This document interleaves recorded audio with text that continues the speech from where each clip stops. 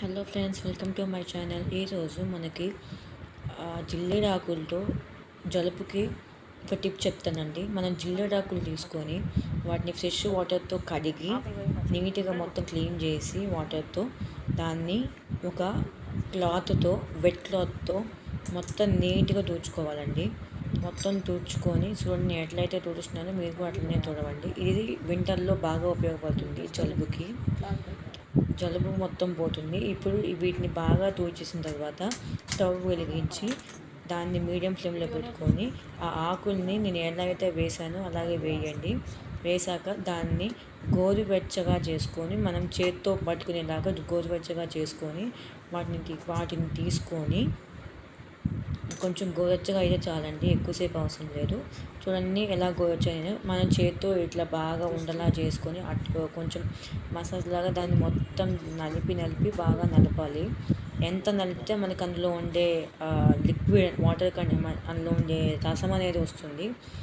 చూడండి, నాకు ఎలా అయితే నేను బాగా నలిపానో చూడండి, నాకు ఎలా అయితే రసం వచ్చిందో అలాగా రసం బాగా తీసుకోవాలి. బాగా పిండాలి. వాటిని రుద్దుతూ పిండితే మనకి ఎక్కువ రసం అనేది వస్తుంది. అలా బాగా పిండి రసం అనేది లేకుండా మనం బాగా పిండాలి. చూడండి నేను ఎలా పిండాను, మనకి ఎంత లిక్విడ్ వచ్చిందో కూడా నేను మీకు ఇప్పుడు చూపిస్తాను. ఇది వింటర్లో పిల్లలకి పెద్దవాళ్ళకి అందరికీ ఉపయోగపడుతుందండి.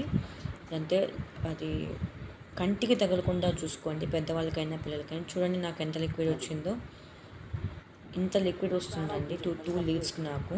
సో ఇప్పుడు దీన్ని మనం ఏం చేయాలంటే, మనకి ఇంట్లో పిల్లర్స్ కానీ ఇంక పిల్లర్స్ కానీ మెడిసిన్స్లో వచ్చే పిల్లర్స్ కానీ ఉంటాయి కదా, ఈ లిక్విడ్ని దాంట్లో తీసుకొని పిల్లలకైతే ముక్కు రంధ్రాల్లో 2 డ్రాప్స్ చొప్పున వేయండి. అది నోట్లో మింగకూడదు. దాని ద్వారా తుమ్ములు అనేవి వస్తాయి. దాని ద్వారా ఫ్లమ్ అంతా బయటికి వెళ్ళిపోయి శ్వాస బాగా ఆడుతుంది, నిద్ర బాగా పడుతుంది. పెద్దవాళ్ళకు కూడా సేమ్ ప్రాసెస్ అండి. చిన్నపిల్లలకైతే టవల్లో ఉండే దాంట్లో కూడా పోయేది.